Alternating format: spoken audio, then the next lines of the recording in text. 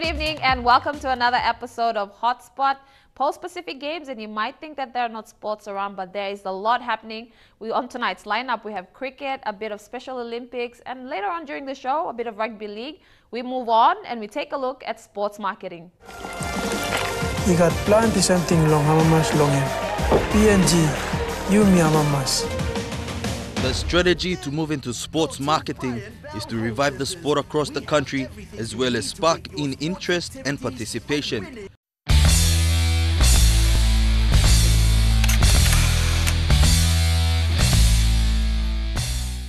Following its success of bagging 6 medals during the Pacific Games, lawn bowls have jumped on the concept of sports marketing. To be more frank about our bowlers, I just want to thank Bowls PNG for doing the selections that they've done out of all the best other bowlers of the 6 playing bowling greens in Papua New Guinea. We picked the best and they've represented our country well, winning 2 gold medals, 2 silvers or 3 silvers, and the bronze medal has more or less concluded our reason to compete at this level.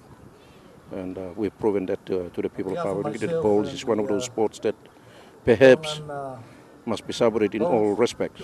Seeded codes in the country have embraced the concept over the years, engaging athletes and sports personalities to promote and sell products from sports apparels, food and beverages and services, and further promoting major sports tournaments. We need to go back and start marketing the game to all the schools in Port Moresby and elsewhere in Papua New Guinea, and perhaps all the other provinces that don't have a lone bowls green that has been built can be encouraged.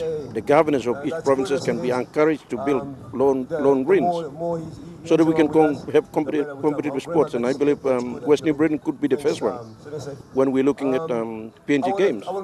It's coming around the corner. So if West New Britain, if you're listening and you're looking at the person I'm picking, I want to play in West New Britain before I retire. I'm playing bowls. Most codes face the challenge of securing sponsorships to run existing competitions, stage major sports tournaments, and send athletes to train and compete overseas. This form of social marketing falls in line with most corporate organizations, public-private partnerships, and community service engagements. We head out for a quick break. Up next, we have more on cricket.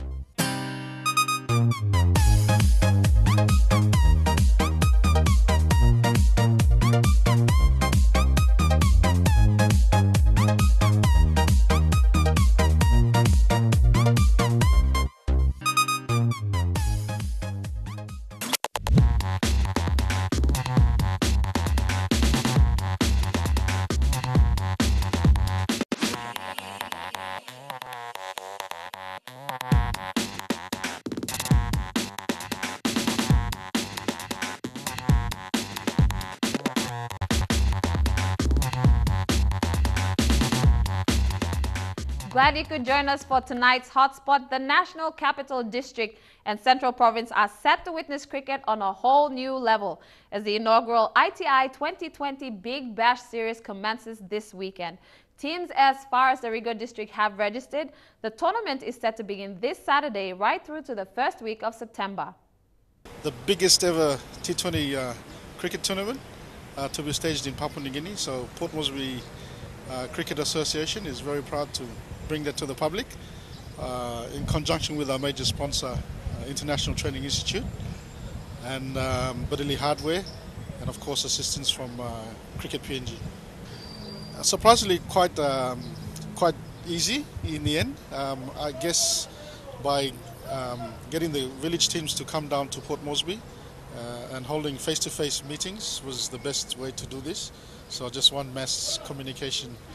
Of course, we paid for the PMV fare, so that made it easier for them to come down. But I guess if we don't do that, then you'll never know what's going to happen. So now I can imagine that it would have been a very enthusiastic audience that you've had. Yes, we've had.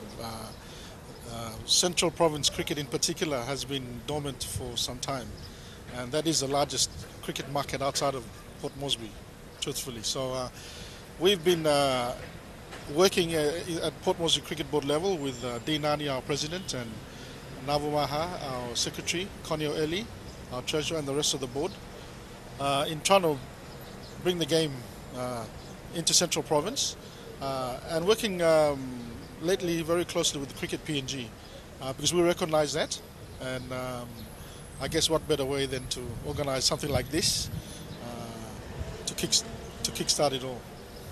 Now, speaking of kickstart, the Barramundis have returned back from their World Cup campaign. Will they be part of this? Absolutely. The timing is immaculate.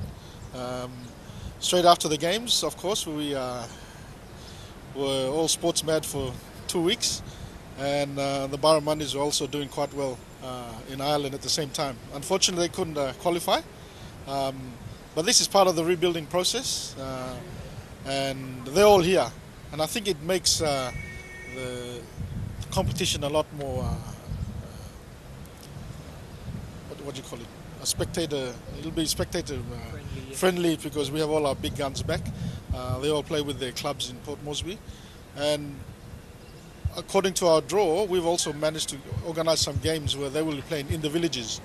So the village people will have a chance to see the likes of Asad Vala and CJ and Legacy Aka and so on playing.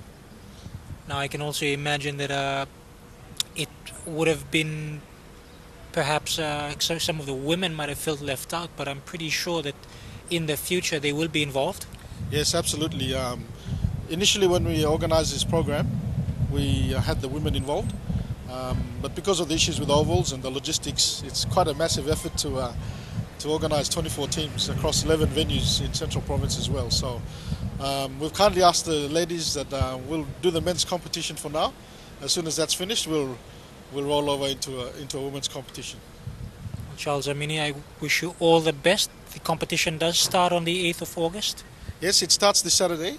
All the teams will be at Amini Park for the opening ceremony. We've organised the games in Port Moresby initially.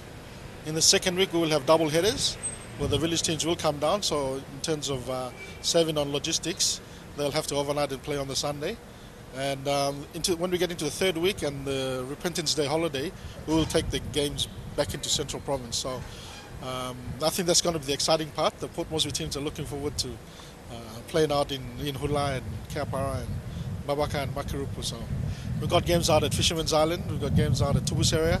So the Central Province public and the Port Moresby public who are not doing anything over the weekends, please feel free to come and watch our cricketers in action. Charles Amini Senior, thank you very much for your time. Thank you, Jeremy. And we hope you get out there and support your team, and we wish all the teams the best. We head out for a few short messages. Stay with us with more on Hotspot. What you gonna do with that dessert? Do what, do I dee da dee da dee da. Do what, do da dee da do da dee da. Do what, do da dee da do da da. Murder that, dance floor, dance floor. Murder that,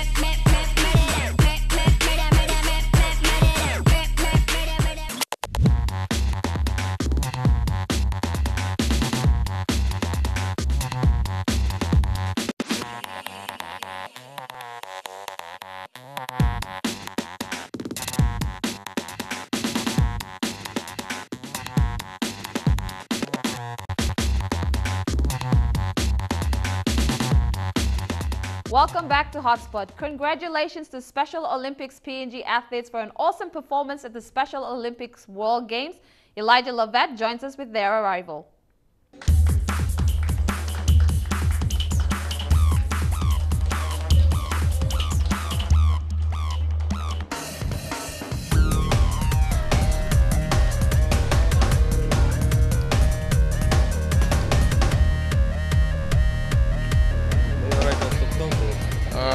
I'm pretty happy with their performance. I think they delivered beyond expectations because when we went, we didn't expect any medals, but they proved that they are the best.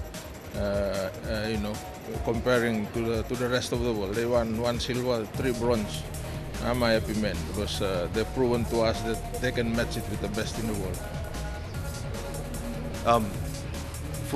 Now that they're back, when they go through further training, when they go back, how do you think they will do? You know, this group of athletes, they've been together since 2013, the Asia Pacific Games. They won 6 gold medals, won 3 silvers and 1 bronze. So they've been performing quite consistently. So it was just a matter of exposing them to the higher level, and then they delivered beyond expectations, like I said. So the only thing to have now is to continue to roll out the program to the other provinces and seek more. I'm sure there's lots more talent out there in the other provinces, because these athletes represent only 4 provinces, NCD, Central, Gulf, and the Autonomous Region of Bougainville.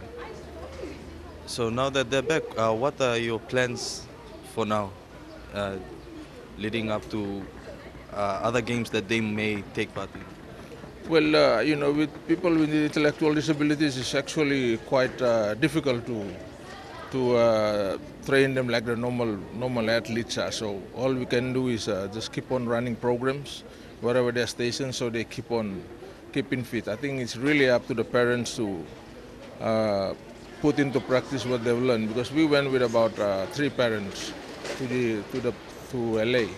The idea was to get them involved in some of the programs as Special Olympics International Office, like Family Network Program, the LT Athletes Program, to teach them how to look after their kids, because especially the Down syndromes, they are vulnerable to getting overweight, in such a small time. So they need to control their weight. It's really beyond Special Olympics PNG to actually keep a tab on them. So the onus is on the parents, and also we are trying to establish sub-programs in the provinces. Like Bougainville will already have an office over there, so that's the way that I'm thinking of actually maintaining their fitness level. So when the next games comes around, they'll be ready.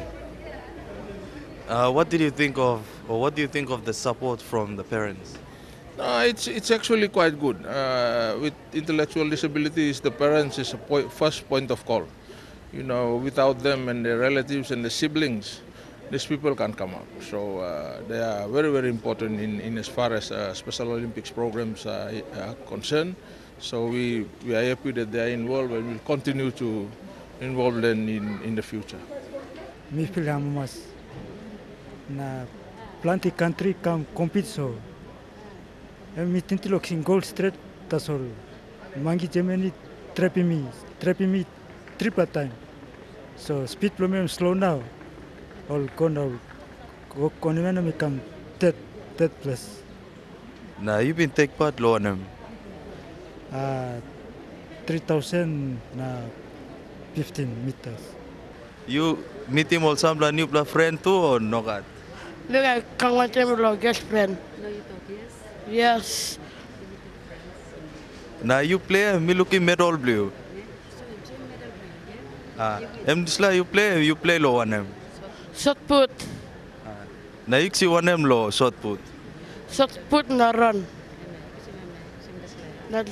You see silver.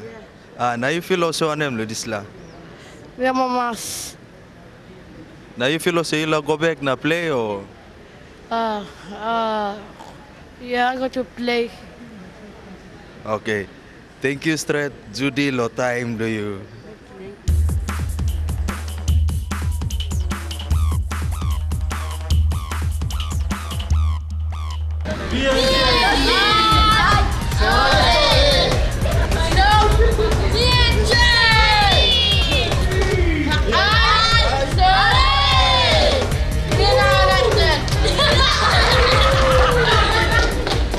Congratulations once again to all the athletes.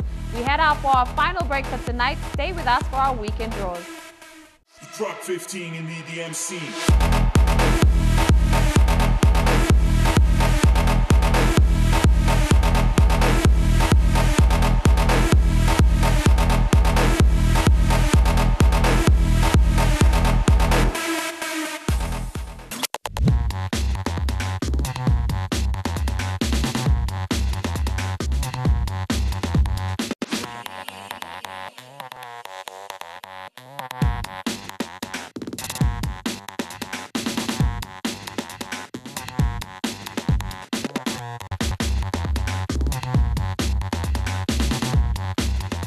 We've come to the end of the show. A reminder that if you have a sports competition or tournament that's happening in your area and would like us to cover it or feature you on tonight's show, send us an email at sports@emtv.com.pg. Check us out on Facebook.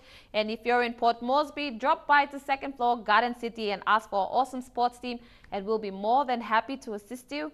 Now let's take a look at our weekend draws.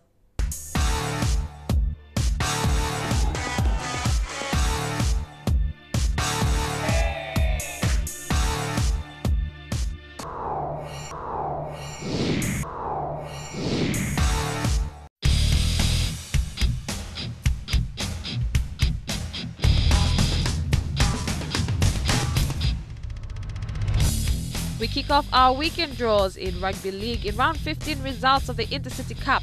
Gorka Lahanis, Egmark Gurriers and Hella Wigman registered their biggest wins of the season against Mendy Moork, Simbu Lions and Snacks Tigers respectively. Wagi Tumbe beat Port Moresby Vipers 26 points to 18, while Hagen Eagles scraped through a narrow victory over Gulfis Players 18 points to 16. And in the Intercity Cup ladder, Snacks Tigers lead on 22 points, Simbu Lions trailing on 21 points, Egmark Gurriers on 20, defending champions Hella Wigman on 18. At the bottom of the ladder, Wagi Tumbe share 10 points with Port Moresby Vipers, while Gulfis Players sit on 8. This weekend in round 16 on Sunday the 9th of August, over in Lay, Snacks Tigers will take on Mendy Moorks.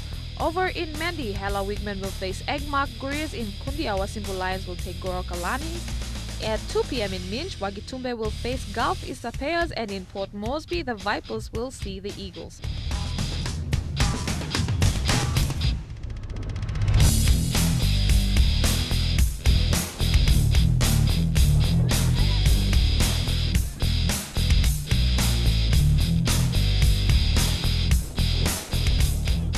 And over to AFL in the Port Moresby Easy Loan AFL Premiership Round 11 this weekend at the University of Papua New Guinea Ovals. On Saturday at 9 a.m. in the men's reserve grade, Lamana Dockers will face West Giants, University Tigers to face Defence Hawks, while Moni Plus Tarma Suns to meet Bomana Cats. In the senior men's division at 4 p.m., Moni Plus Tarma Suns will go up against Bomana Cats. And on Sunday at 10 a.m. in the women's division, Lamana Dockers will meet University Tigers, while Gerhu Magpies will face Oilmean Gordon's Kokofas. In the senior men's division at 3:30 p.m., Concept Kobani will go up against Gerhu Magpies.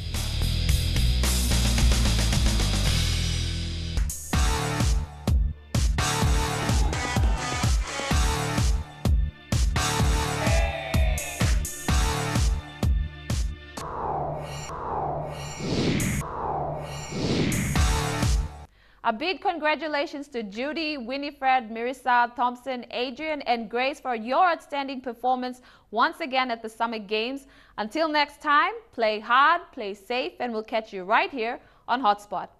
DJ Noise.